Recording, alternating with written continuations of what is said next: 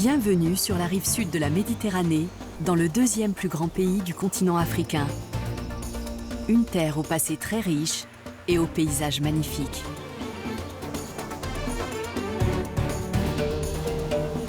On y trouve aussi bien des montagnes que des lacs, des forêts que des vallées fertiles couvertes d'oliviers, de dattiers et d'arbres fruitiers.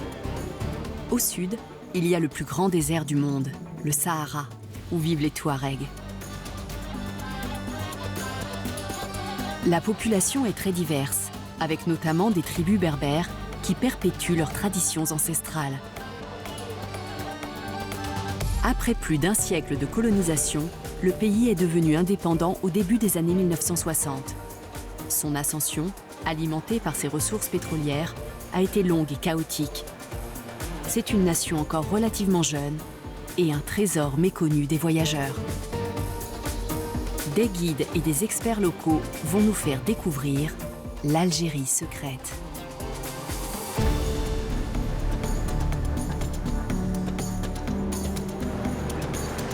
L'Algérie est au cœur du Maghreb avec 1600 km de côte sur la Méditerranée. Elle est bordée par le Maroc à l'ouest, la Mauritanie et le Mali au sud-ouest, le Niger au sud-est et la Tunisie et la Libye à l'est. Aujourd'hui, nous partons à la découverte de son histoire qui a marqué tout le paysage de son empreinte.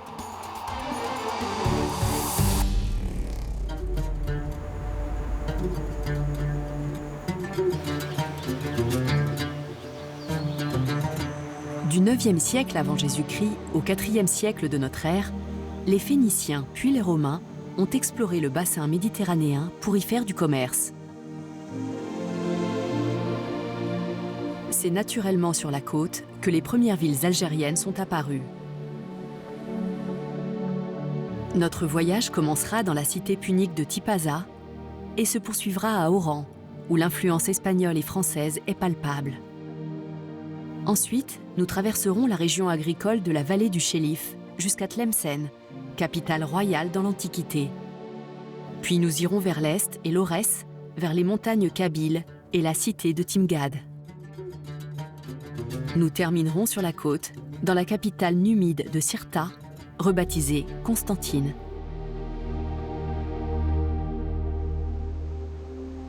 Autour du mont Chénoua, les collines côtières sont verdoyantes et propices à la viticulture. Au pied de la montagne se trouve Tipaza, autrefois port phénicien, puis colonie romaine sous l'empereur Claude en 43 avant Jésus-Christ. Parmi les ruines antiques, on voit les vestiges d'amphithéâtres, de villas et d'églises. C'est par ici que le christianisme est arrivé en Afrique au IIIe siècle. Il a fallu plus d'un siècle et les 3 guerres puniques contre Carthage pour que Rome s'implante dans cette partie du Maghreb.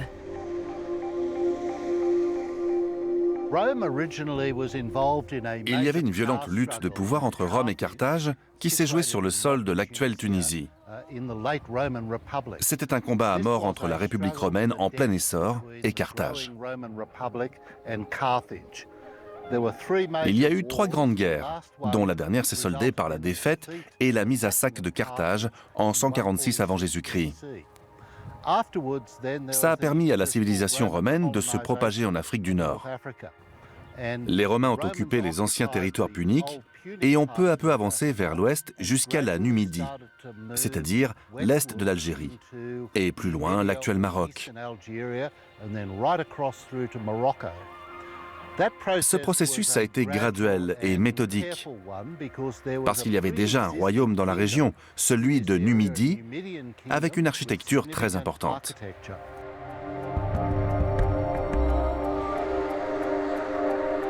Le plus bel exemple des traces laissées par ce royaume berbère est le mausolée royal de Maurétanie.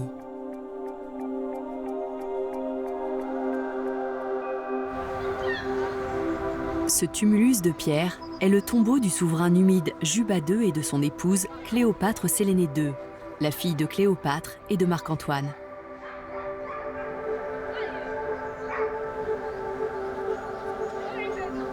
le mausolée royal mêle clairement plusieurs influences.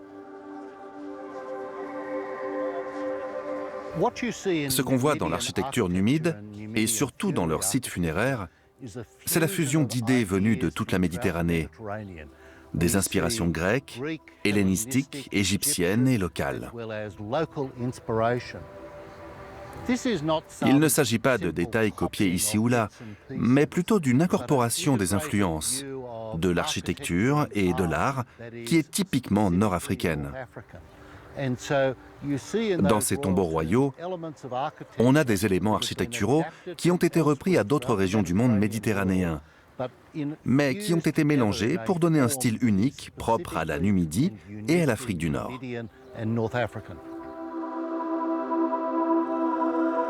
Les Ottomans qui ont régné sur l'Algérie au XVIe siècle ont appelé cet endroit le tombeau de la chrétienté, car il y avait un motif en croix à l'entrée. Ils ont ordonné sa destruction, mais leurs ouvriers ont été tués par un essaim d'abeilles. Après cet incident, le mausolée a eu la réputation d'être maudit. Il est toujours debout et reste un site très aimé des habitants.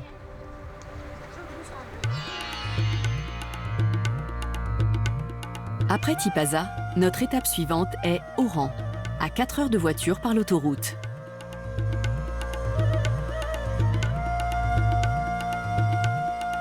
Surnommée La Radieuse, Oran est la deuxième plus grande ville d'Algérie et le point le plus proche de l'Europe. Elle a toujours été un port très actif et il y a encore des traversées régulières vers Casablanca ou Marseille. Au XIXe siècle, plusieurs centaines de milliers de Français se sont installés sur place, fuyant la misère en métropole. Les descendants de ces immigrés venus d'Europe ont été surnommés « pieds noirs ». Bien que nés en Algérie, ils se sentaient français et sont devenus peu à peu la classe dominante dans le pays. L'influence française est très nette à Oran. L'architecture reflète le passé multiculturel de la ville. Il y a aussi eu une influence hispanique sur Oran, avec notamment une arène de tauromachie dans le vieux quartier espagnol. Dès le IXe siècle, les marchands andalous ont fréquenté les côtes algériennes pour y faire du commerce. Aujourd'hui, Oran est une destination touristique prisée avec de nombreux hôtels sur le front de mer. Une grande station balnéaire appelée les Andalouses s'étend au pied des plages de sable fin. Parmi les touristes étrangers, il y a parfois des descendants de pieds noirs. Alors, je viens de Paris. Je suis venue en Algérie parce que je voulais connaître l'Algérie depuis longtemps, notamment parce que j'ai des origines pieds noirs et que je voulais en connaître un peu plus sur là où avaient grandi mes grands-parents. Voilà. C'est le voyage de mes 30 ans, donc je voulais faire un voyage qui a du sens. Et le fait de voyager en Algérie, qui est en train de se libérer, etc., ça avait beaucoup de sens pour nous de le faire, puisque chacune a une attache différente avec l'Algérie. Donc c'est important pour nous de le faire, ce voyage. Voilà.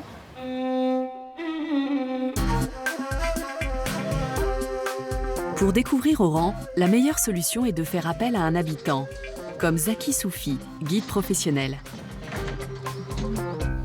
Salam alaikum, bonjour tout le monde, je m'appelle Zaki, j'ai 28 ans, je travaille dans la publicité et j'habite à Oran. Ici, vous êtes chez moi.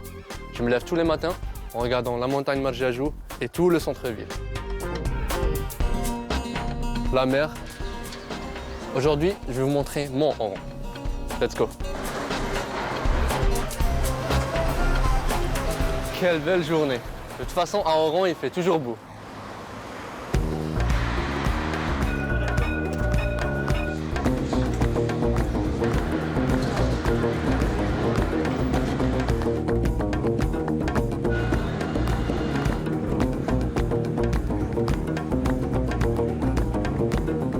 Il y a toujours une ambiance cosmopolite à Oran, héritée de son passé colonial.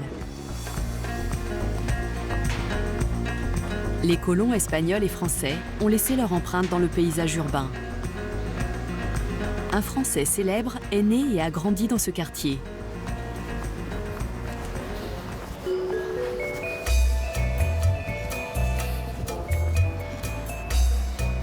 Vous connaissez cette maison? Non? Elle est plutôt par là, vous aurez une meilleure vue. Et là, vous l'avez reconnu? Toujours pas. Et pourtant, l'un des plus grands créateurs de mode est né ici. Vous connaissez Yves Saint Laurent?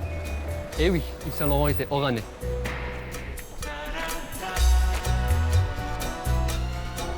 Le grand couturier est né à Oran en 1936 et y a passé les 18 premières années de sa vie. Son style était fortement marqué par les couleurs et la lumière des vêtements et des coutumes nord-africaines, comme en témoigne Amor Guellil, spécialiste de mode.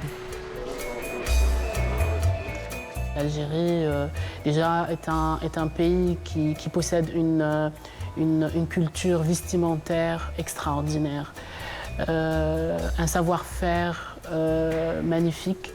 Et tous ces éléments ont été repris et inspirés Monsieur Yves Saint Laurent lors de ses créations. On voit la présence et l'influence berbère dans ses vêtements, le Sahara, le voyage en Afrique, la femme de couleur. Il inspirait énormément.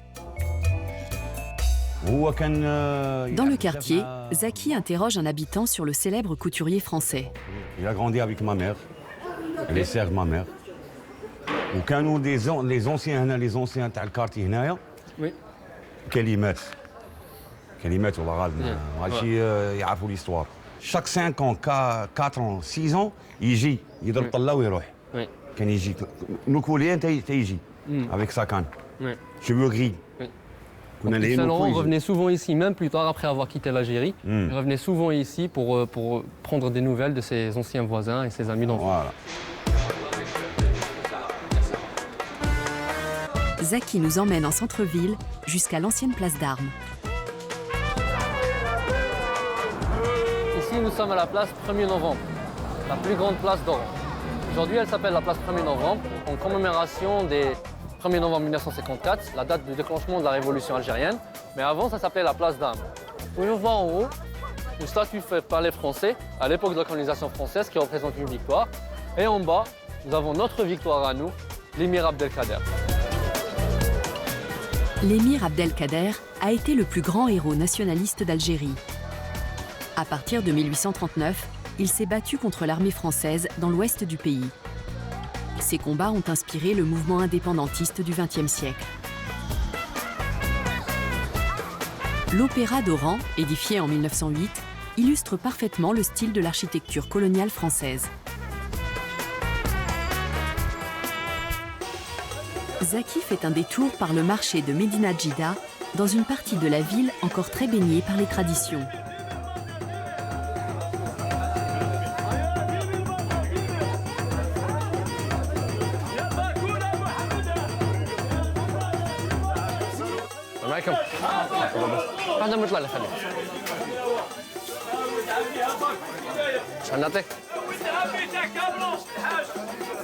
Vous connaissez ça?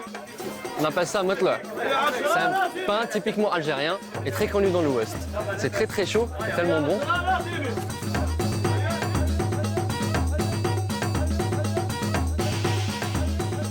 L'Algérie est un pays musulman et je suis musulman, alhamdoulilah. Et aujourd'hui, je vais vous emmener dans cette église. Cet imposant bâtiment est la cathédrale du Sacré-Cœur.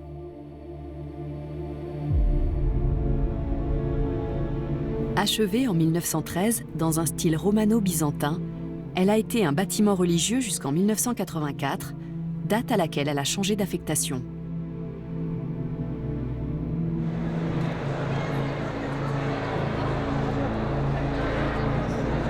L'évêque d'Oran, Monseigneur Pierre Claverie, en a fait une grande bibliothèque publique dans l'espoir de nouer le dialogue entre chrétiens et musulmans, dont les relations avaient souffert de la colonisation et de la guerre d'indépendance. L'homme d'église a été assassiné en 1996. Il fait partie des 19 martyrs d'Algérie.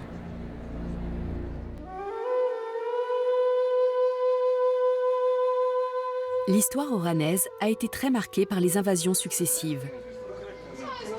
Au XVIe siècle, les Espagnols s'y sont installés. Puis à partir du XVIIIe siècle, les Ottomans ont aussi voulu profiter de ce grand port de Méditerranée. Partout, il y a des traces des différents occupants.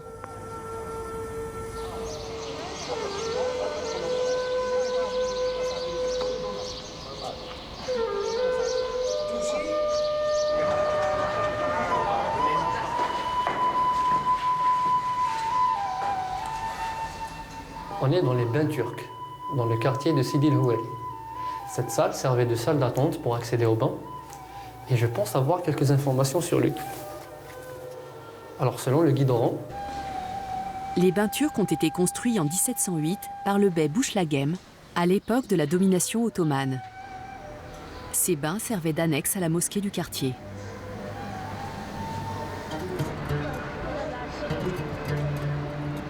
Le palais ottoman de la rue Meftakouider témoigne des fastes de l'époque, même s'il a besoin d'être restauré. nous sommes dans le palais du bey. Cet espace est le symbole de la période ottomane à Oran. Ce palais magnifique a été construit à partir de 1826 à la demande du gouverneur ottoman Mohamed el-Kébir. Le gouverneur portait le titre de bey et aujourd'hui, l'édifice est appelé Palais du Bey. Le palais est justement construit au-dessus de la forteresse espagnole Ros el Khazar, sur une colline qui domine toute la ville. Et il a 3 compartiments. Diwan, le harem et le pavillon de la favorite. Pour cet espace, il y a 2 histoires. La première histoire parle de Mohamed el-Bey Kébir, le bey d'Oran, qui était un soufi et qui utilisait cette salle comme un espace de prière et de méditation et d'isolement. La deuxième histoire parle du pavillon de la favorite, c'est-à-dire parmi toutes les femmes du bey Mohamed el-Kébir, sa favorite habitait dans cette chambre.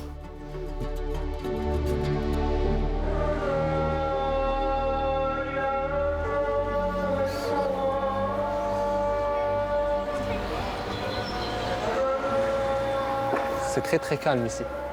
On pouvait le voir, le bey avait une vue imprenable sur toute la ville et c'était sa façon peut-être un petit peu d'espionner les gens et de voir ce qu'ils font. Le palais du bey surplombe le quartier espagnol, reconnaissable à ses rues à l'allure castillane et ses bars typiquement espagnols. Les premiers immigrés espagnols étaient des marchands andalous. Arrivés au Xe siècle, ils se sont installés dans ce barrio. Notre guide est justement un Oranais d'origine espagnole. On est dans le bar Santa Cruz, mon préféré. C'est mon café. Je viens toujours ici parce que l'ambiance est très conviviale. C'est un bar où les marins viennent prendre leur café, comme moi. Je peux avoir un café?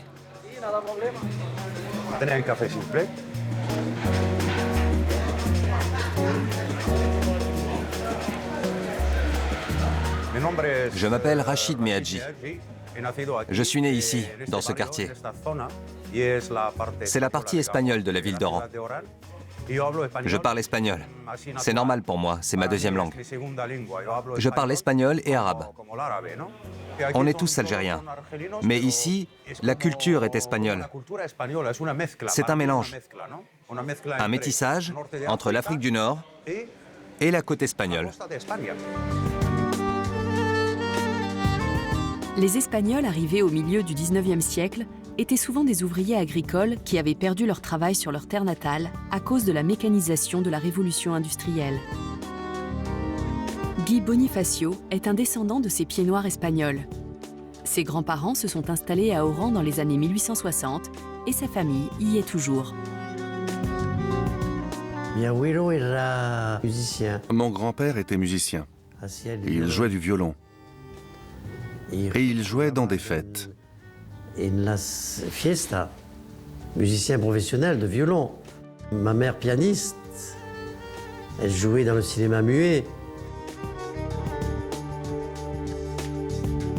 Les Espagnols assuraient la main-d'œuvre. Ils étaient cordonniers, fabriquaient des chaussures, les espadrilles, les savonneries. Le travail de la calère, c'est le four à chaud, les travaux de maçonnerie. Ils étaient dans tous ces petits métiers. Mon père était tourneur sur métaux. Il est très peu allé à l'école. Mais il avait un métier qu'il avait appris en école. C'est même pour fabriquer à partir de métaux et fabriquer des pièces de voitures, de motos. Il y avait une adresse, ils étaient pêcheurs. Tout le port, c'était espagnol. À Oran, les nouveaux arrivants ont retrouvé une ambiance proche de celle qu'ils avaient quittée. Maravillas Puertas s'est installée dans la ville parce qu'elle lui rappelle son pays. Je m'appelle Maravillas, je suis professeure d'espagnol. Nous sommes sur l'une des places de Sidi El Ouari, une petite place. Il y en a beaucoup comme ça dans le quartier, toutes petites. On est près de la place de la Perle. Il y avait un quartier avec des bains publics, mais ils ont fermé. Les Espagnols exilés ont retrouvé une vie qui ressemblait à celle qu'ils avaient en Espagne, avec des petites places pour se retrouver, prendre le frais le soir, discuter. Il y avait toujours beaucoup d'animation, avec des enfants, des gens, un marché. À l'époque française, les Algériens étaient tout en bas de l'échelle sociale. Ensuite, il y avait les Espagnols et en haut, les Français. C'est pour ça que les Espagnols vivaient dans ce quartier modeste, où les bâtiments ne sont pas du tout luxueux. Ce sont des immeubles populaires. Ils sont en moins bon état que ceux du quartier français. Le fils adoptif le plus célèbre de l'Algérie est sans doute l'écrivain Albert Camus. Né d'une mère espagnole et d'un père français, il a grandi à Alger. L'Algérie et la colonisation ont beaucoup nourri son œuvre et son engagement politique.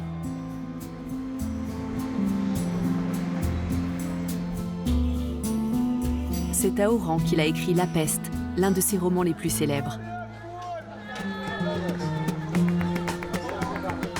L'influence espagnole à Oran se ressent aussi dans la cuisine locale, comme nous le prouve Zaki, notre guide. Et je vais vous faire découvrir le repas le plus populaire de la ville d'Oran, mais aussi le moins cher, la kalantika. La kalantika est un plat populaire.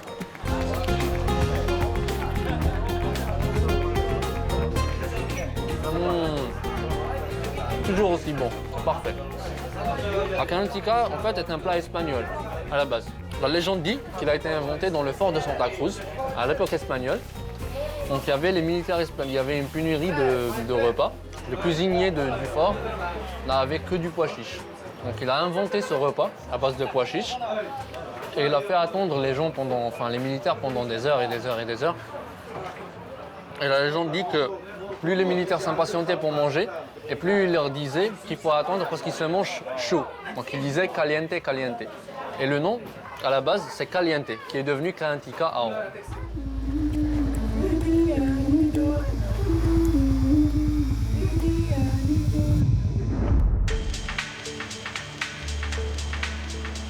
Le fort de Santa Cruz est au sommet du mont Murjajo, à 400 mètres au-dessus de la mer. C'est un fort militaire construit par les Espagnols entre 1577 et 1607.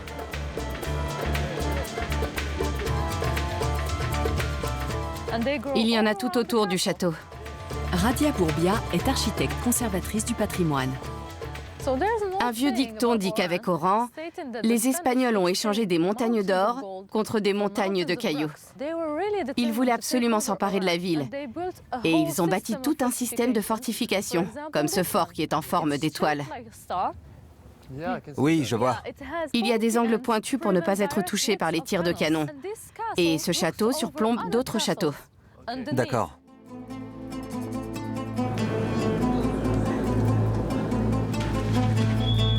L'architecture défensive comprend notamment un machikouli, avec des ouvertures pour tirer ou lancer des projectiles sur l'ennemi. Des tunnels relient le fort à d'autres du même type en ville.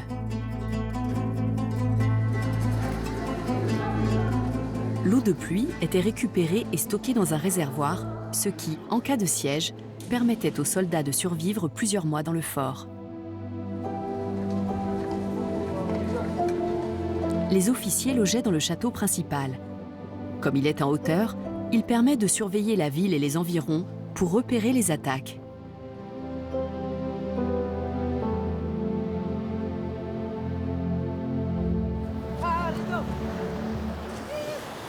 Le soleil se couche, c'est déjà la fin de notre journée.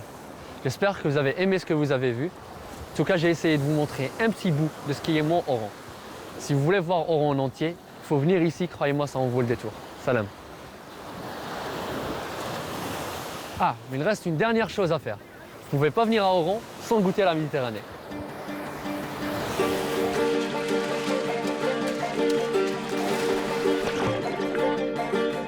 Notre destination suivante est Tlemcen, l'ancienne capitale. Elle est à 1 heure de route à travers des collines du littoral, et de toutes les villes algériennes, c'est la plus chargée d'histoire. Selon une théorie, son nom signifie « source » en berbère. La ville a une belle architecture médiévale, avec notamment une mosquée et un minaret de style mauresque datant du XIVe siècle. C'était autrefois une cité royale, et ses habitants continuent à parler un dialecte berbère particulier. Pour les autres Algériens qui ne parlent pas comme les gens d'ici, c'est très attrayant, parce que c'est un accent très symbolique. Quand ils entendent les gens de Tlemcen parler, ça évoque la beauté, la civilisation, le raffinement et l'histoire de Tlemcen. Tlemcen était autrefois la plus importante ville d'Algérie. Tlemcen a été la capitale du Maghreb central, c'est-à-dire de l'Algérie. À l'époque, l'Algérie était appelée Maghreb central. Le Maroc était le Maghreb et la Tunisie était l'Ifriqiya. Tlemcen était la capitale du pays. Tout le commerce entre l'Afrique et l'Europe passait par Tlemcen. C'était un carrefour.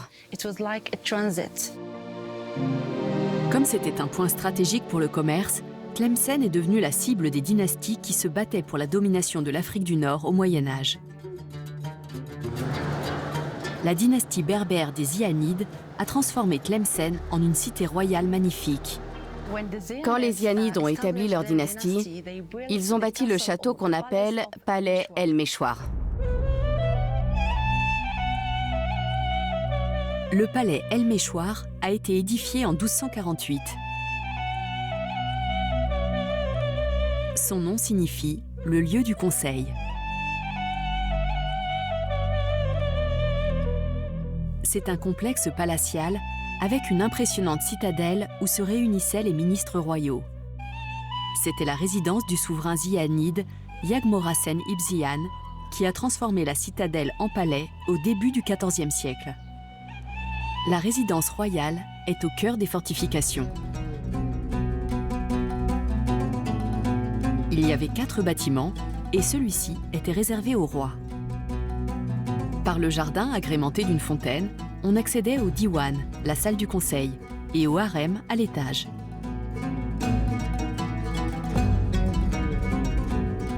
De chaque côté, il y avait les suites royales, occupées en fonction de la saison.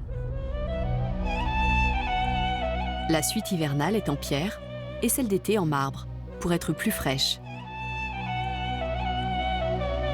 Le style architectural est andalou et islamique, avec des inscriptions coraniques. Le bâtiment a dû être restauré après les traces laissées par des siècles de guerre et de soulèvements. Les dalles d'origine ont été laissées visibles pour faire la différence entre les parties anciennes et celles qui ont été reconstruites. Plusieurs longs tunnels blancs ont été découverts. L'un d'eux permettait au roi d'atteindre la mosquée et un autre de s'échapper en cas de danger. À la fin du XIIIe siècle, à l'époque où Tlemcen a été assiégée par les Mérinides, la citadelle était réputée imprenable, notamment grâce à ses fortifications épaisses qui ont su résister au temps.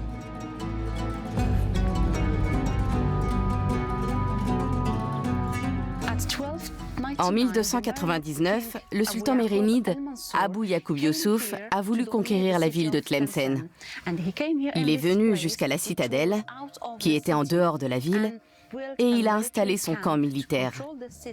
Son objectif était de s'emparer de Tlemcen. Les vestiges du camp militaire du sultan sont désormais le site historique de la Mansoura, à quelques kilomètres à l'ouest de Tlemcen. Un minaret encore debout servait autrefois à surveiller les environs. Le minaret de la Mansoura ne ressemble pas aux autres, notamment à cause de sa hauteur. À l'origine, il mesurait 45 mètres et il permettait aux souverains de voir tout ce qui se passait en ville.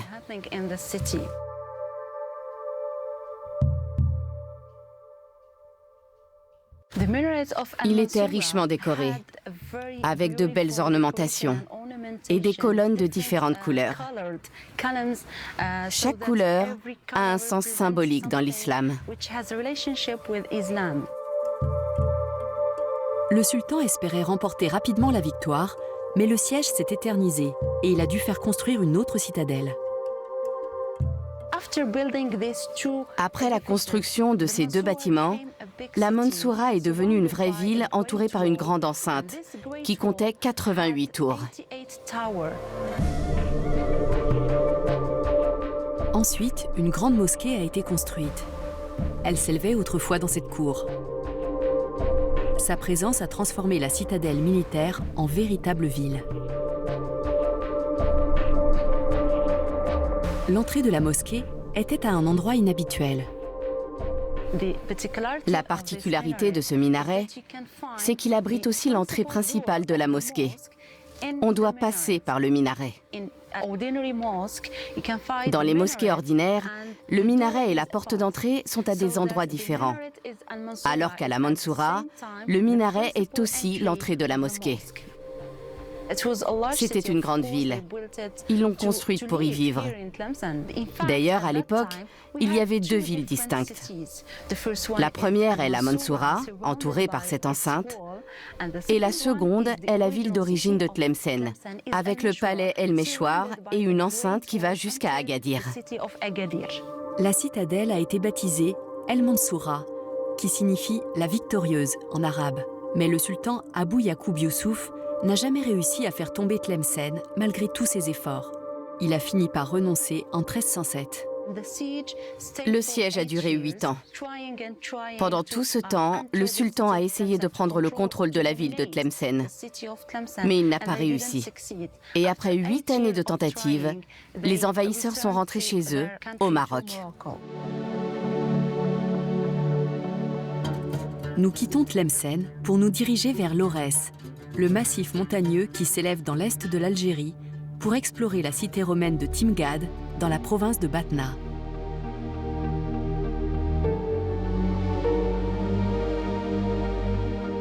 C'est l'une des régions les moins peuplées du pays et le paysage y est spectaculaire. C'était la terre des Numides, dont les rois ont été inhumés autour de Batna. Le royaume de ce peuple berbère a existé près de 2000 ans avant la colonisation française et il a servi d'inspiration aux indépendantistes.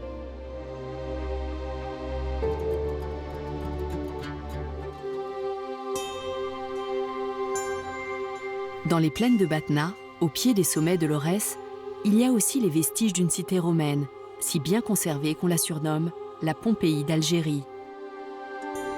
Timgad est l'un des joyaux archéologiques du pays. La cité a été fondée en 100 après Jésus-Christ par l'empereur romain Trajan. À l'origine, c'était un campement pour les soldats de la 3e Légion Auguste.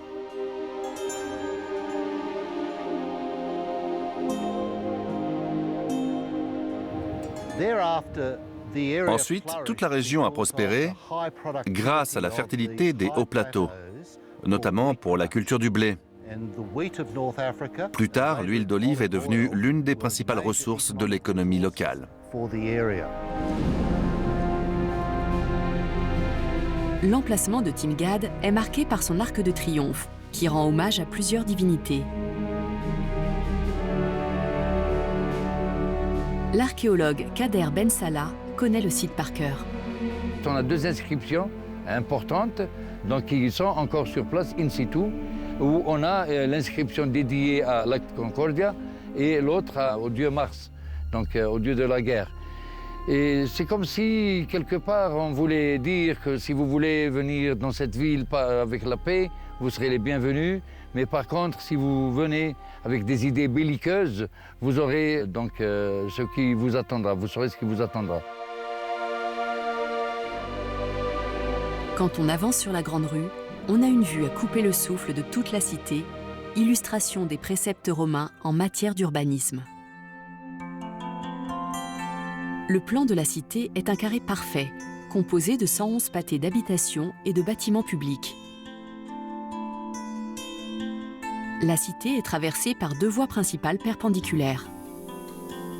Cette ville a été construite selon un plan typiquement romain, c'est-à-dire 2 voies principales qui est le Decumanus Maximus et le Cardo Maximus, qui sont les axes des 4 points cardinaux. Donc ils font le nord-sud pour le Cardo Maximus et l'est-ouest pour le Decumanus Maximus. Alors, les 2 voies se rencontraient au niveau du Forum, qui est la place centrale de la ville et où c'est le cœur battant de la ville, où on a une basilique judiciaire, une curie et aussi le Capitole. La vie publique s'articulait autour du Forum. C'était à la fois un lieu de réunion et un marché. Le temple célébrait l'empereur Trajan et ses victoires militaires. Ensuite, il y avait le Capitole, un immense édifice religieux consacré à Jupiter, Junon et Minerve. 14 thermes romains se trouvaient à Timgad. Ils servaient notamment aux voyageurs qui arrivaient dans la cité.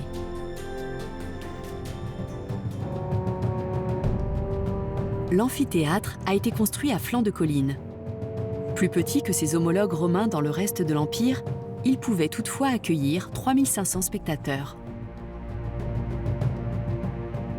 Ce qui est intéressant à Timgad, c'est que malgré la grande beauté de cette cité, son histoire est encore très mal connue. Il y a peu de références dans les archives. On dirait que Timgad a été oubliée dans l'histoire romaine. Heureusement, elle a repris vie grâce à ces ruines magnifiques qu'on a redécouvertes. Timgad semble avoir été détruite au 5e siècle par des brigands morts. Quand les Byzantins ont conquis l'Afrique du Nord en 533, ils n'ont trouvé qu'une cité déserte en arrivant à Timgad. Le site était recouvert de sable et il a été oublié jusqu'à ce qu'il soit exhumé au début de l'occupation française de l'Algérie.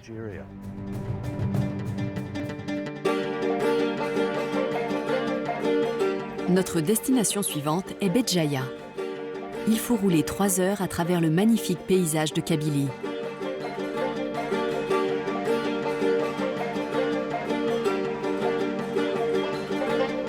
Les collines kabyles font partie d'une ceinture montagneuse qui s'étend des monts Atlas, au Maroc à l'ouest, jusqu'à l'Aurès, près de la frontière entre l'Algérie et la Tunisie.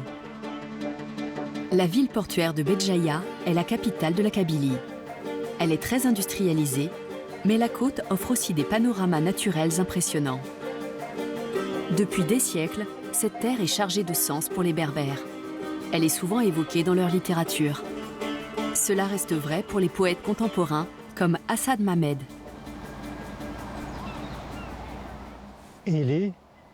Sois celle qui ne dort pas et qui ne fait pas dormir les autres. Jour et nuit, toujours éveillé, les vagues t'élèveront plus haut que les plus grandes hauteurs. Les vagues te propulseront toujours plus loin. Les flots t'emmèneront plus profondément que les plus grandes profondeurs.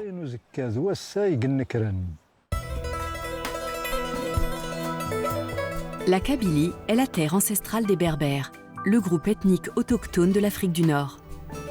Ils étaient là depuis plusieurs centaines d'années à l'arrivée des Arabes au milieu du 7e siècle. L'artisanat berbère est connu pour la qualité de ses poteries et de ses tapis.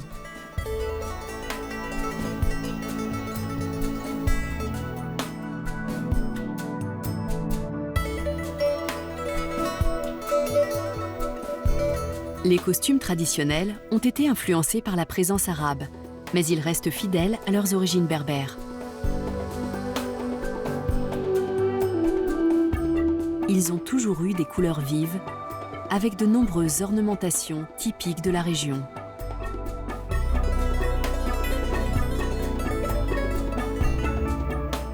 Chaque région kabyle a ses propres traditions vestimentaires. Alia Asio Hodji est couturière et elle s'inspire des motifs d'autrefois pour ses créations modernes. Là, je veux présenter des robes traditionnelles. Par exemple, ici, tu trouves le vert, tu trouves le blanc et le noir. Ces coloris et ces tissages sont typiquement berbères. Mais là, j'ai modifié, je le fais avec un galant. J'ai un motif de la clé de Hogar. Il ressemble un petit peu à la clé de Hogar. Avec, en même temps, c'est un motif kabyle. La population locale parle le kabyle ou tamazirt.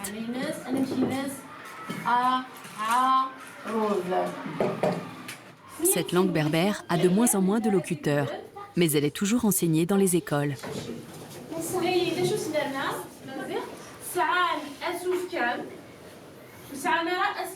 En 2002, le tamazirt a reçu le statut de langue officielle en Algérie, un an après des émeutes sanglantes qui ont fait plus de 100 morts en Kabylie. En 2016, sa protection a été inscrite dans la constitution algérienne. Le tamazirt est devenu une langue d'État aux côtés de l'arabe. Brahim Badr, directeur de l'éducation dans la circonscription, nous explique l'importance de la langue dans l'identité kabyle. Aujourd'hui, à l'ère de la mondialisation, du développement technologique, le monde est un village.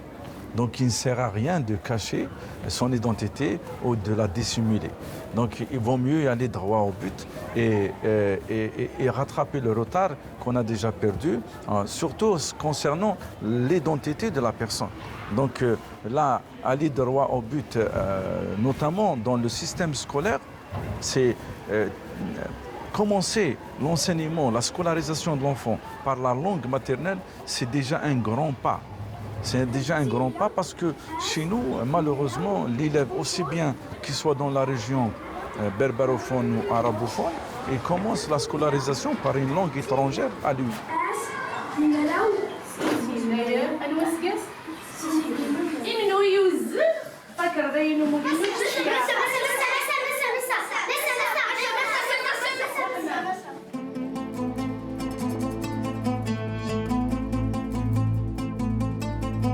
Dernière étape de notre voyage, Constantine. Perchée sur un immense rocher et accessible par 8 ponts qui enjambent les gorges du Rumel.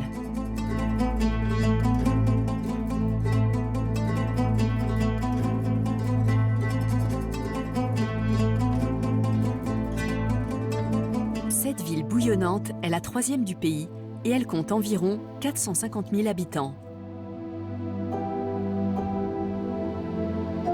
Son histoire est riche et les traditions y sont très présentes, notamment dans les souks où l'on peut déguster les spécialités locales comme le couscous noir.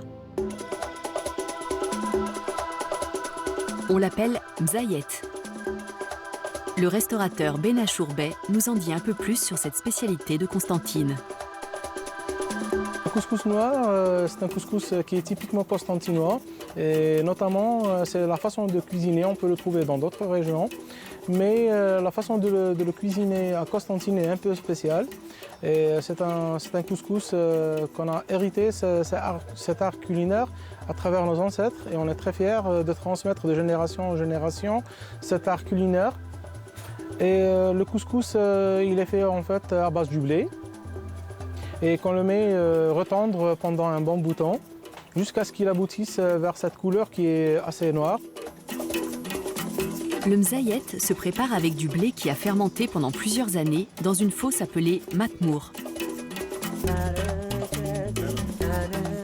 Ce plat est un symbole du patrimoine culinaire de Constantine et de sa région. Le mzayet est servi avec de la viande et des pois chiches, le tout agrémenté d'épices locales. On peut trouver ce couscous noir dans d'autres régions, mais pour trouver ce goût-là, il faut venir à Constantine et visiter notre belle ville qui est Constantine.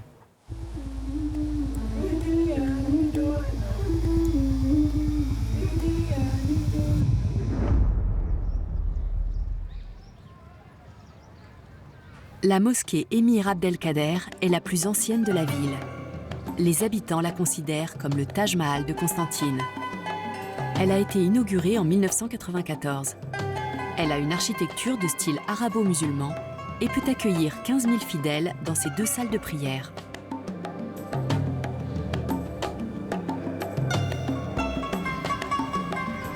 Aujourd'hui, c'est la plus grande mosquée d'Algérie. Pourtant, avant l'arrivée de l'islam, Constantine a été la première ville algérienne du christianisme romain. Elle porte le nom de l'empereur Constantin Ier, connu pour sa piété. Les Phéniciens l'appelaient Cirta, et elle a toujours été au cœur de la vie politique et culturelle du pays. Le musée national Cirta est consacré à l'histoire de la ville avec de nombreuses statues, frises et stèles funéraires. Amel Soltani, directrice du musée, nous en dit plus. La spécificité de ce musée, c'est que c'est un musée qui raconte toute l'histoire de l'Algérie. Le récit du passé de Constantine commence avec ces pierres tombales phéniciennes retrouvées dans la région. Elles commémorent des divinités païennes comme Baal, le dieu de la fertilité. Les marchands phéniciens ont été remplacés par les Carthaginois qui ont fondé la cité de Cirta. Elle est devenue ensuite la capitale du royaume de Numidie jusqu'à son annexion par Rome en 46 avant Jésus-Christ. À l'époque romaine, Constantine était agrémentée de nombreuses fontaines. Il reste quelques sculptures de l'époque, comme celle du dieu grec Dionysos ou Bacchus, dieu romain de l'agriculture, de la fertilité et du vin. Les plus belles salles du musée sont celles des mosaïques romaines. Les mosaïques, en général, on peut les trouver ou dans des maisons de riches, de maîtres, de bourgeois, ou dans les thermes romains. Ces sols en mosaïque ornaient les villas et les thermes des Romains fortunés. Ils représentent des scènes de batailles navales et des nageurs. On distingue des motifs géométriques et des inscriptions avec un raffinement caractéristique des Romains. Au 5e siècle, Constantine a été mise à sac par la tribu germanique des Vandales. Près de Constantine, un autre site possède des ruines romaines spectaculaires. À l'origine, Djémila était une base militaire romaine. Aujourd'hui, la cité est classée au patrimoine mondial de l'UNESCO. Le clou de la visite est l'imposant arc de Caracalla. Parmi les ruines, il y a des forums, des temples, des basiliques, des arches, des rues et des habitations.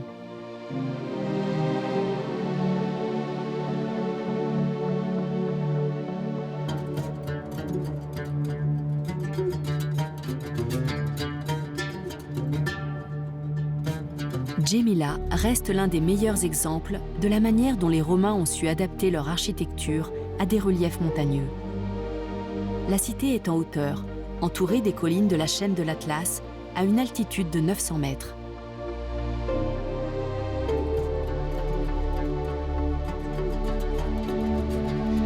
Un millénaire après les Romains, l'Algérie a été occupée par les Ottomans. Et 3 siècles plus tard, le gouverneur ottoman Ahmed Bey a fait construire ce palais.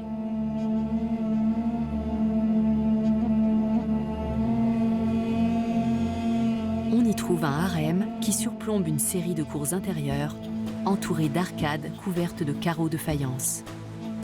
C'est une vision du paradis dans le style islamique, et ce palais est l'un des mieux restaurés d'Algérie. Rouhag Maïdan, guide local, nous en parle. Pour l'architecture du palais, il y a un mélange entre le style mauresque, c'est toujours, il y a des jardins à l'intérieur. Le premier jardin, c'est le jardin des orangers et le jardin des palmiers. Le style mauresque, c'est toujours les jardins à l'intérieur. Comme la Rambla, Sevilla, Cordoba, c'est toujours, il y a un jardin à l'intérieur.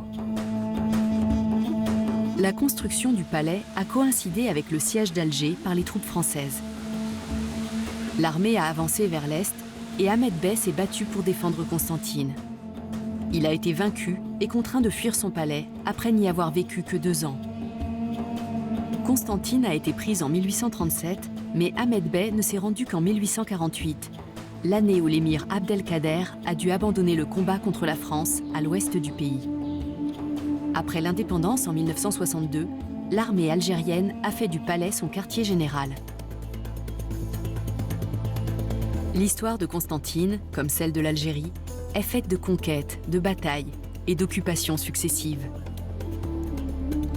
Le monument aux morts de Constantine honore la mémoire des soldats de la ville qui ont perdu la vie pendant la Première Guerre mondiale en Europe. Ce lieu offre une vue imprenable sur la ville et au-delà, sur les collines de la côte méditerranéenne. La richesse naturelle et historique de la région surprend et ravit les visiteurs de ce grand pays d'Afrique.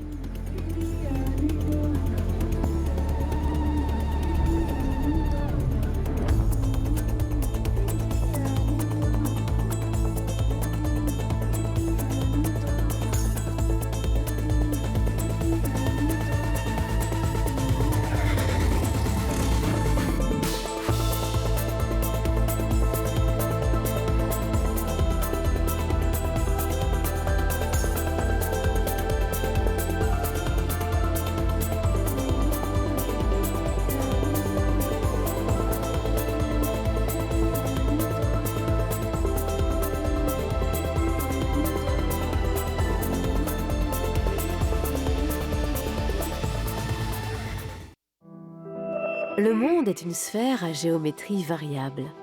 Décor naturel déstructuré,